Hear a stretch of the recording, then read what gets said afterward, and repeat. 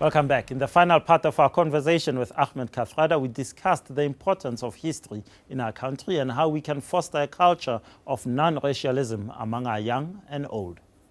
I'd like to ask you to look forward 10 years to 2024 and look at what you're telling me about the young people of South Africa. A lot of people say high unemployment, high youth unemployment, bad education system.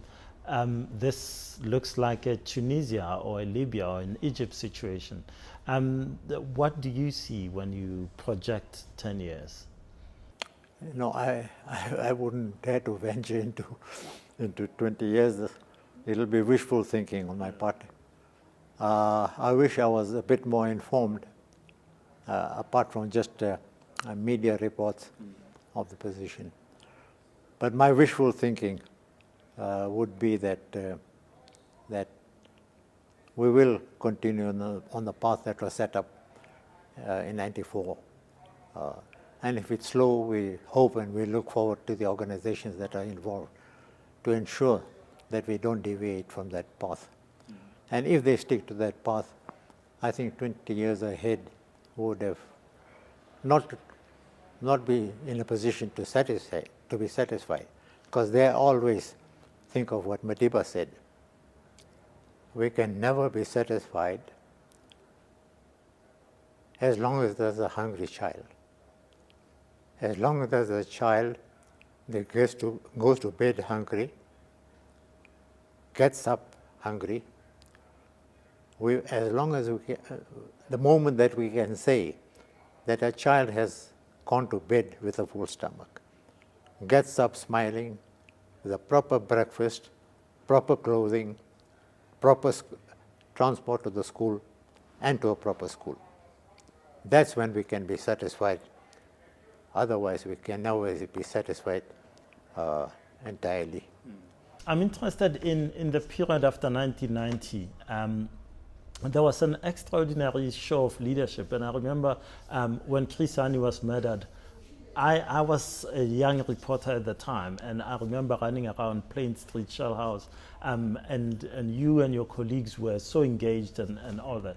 I thought a war was going to explode in South Africa. So I'm interested in what you did then in terms of leadership. What kind of examples one should set? Well, we were not by decision, but what Madiba did that night on television.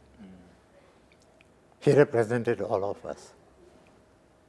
And the points he made, a foreigner came into the country, worked with a local Afrikaner, which led to the death of Chris Hani. On the other hand, we must not forget, it's an Afrikaner woman who took the number plate of the car that led to the arrest. Now those words, that night, Madiba effectively became the president of the country, because President de Klerk couldn't control the situation.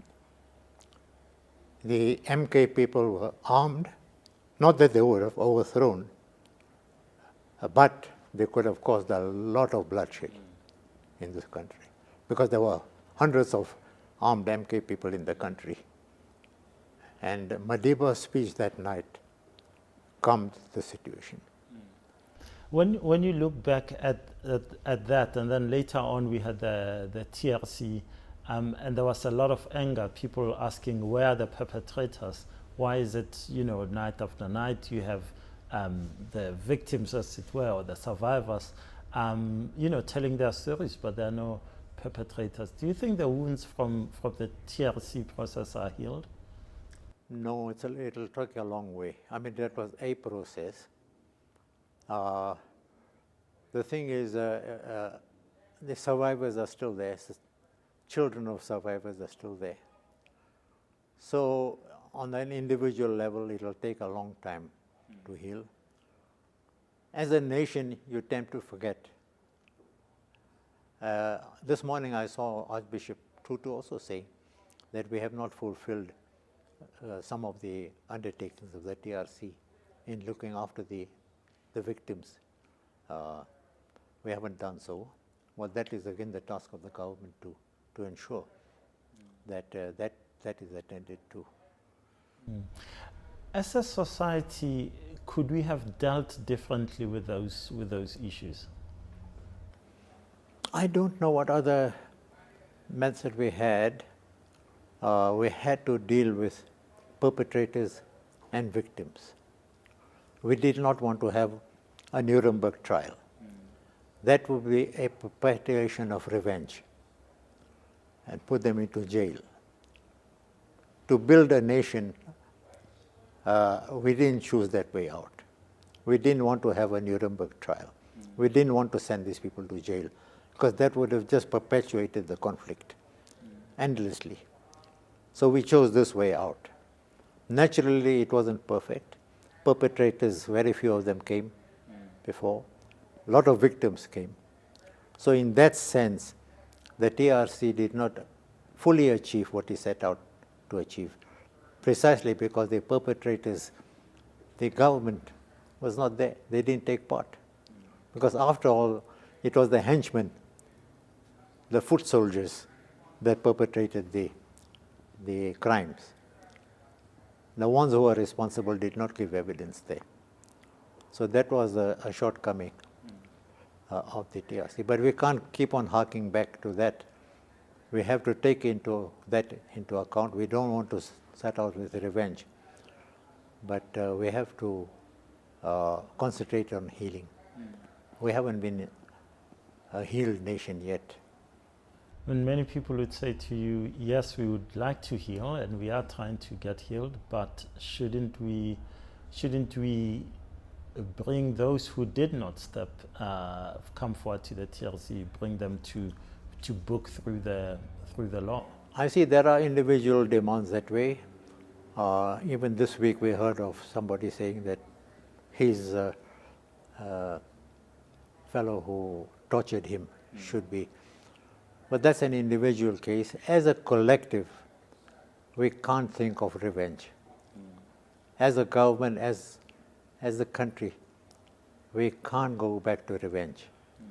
It's bringing back history that we don't want to repeat. We can't forget it, naturally. That is history. We can't forget it. How to deal with it? We don't want to bring back the hatred of the past. Thanks so much, again. Thank you. And that is how we concluded our interview with Ahmed Kathrada, one of the genuine heroes of South Africa. Email us on justicefactor@enca.com, tweet us on @JusticeMalala, and follow us on Facebook. My name is Justice Malala. Join us next week for more news, views, and debates. Have a fantastic week.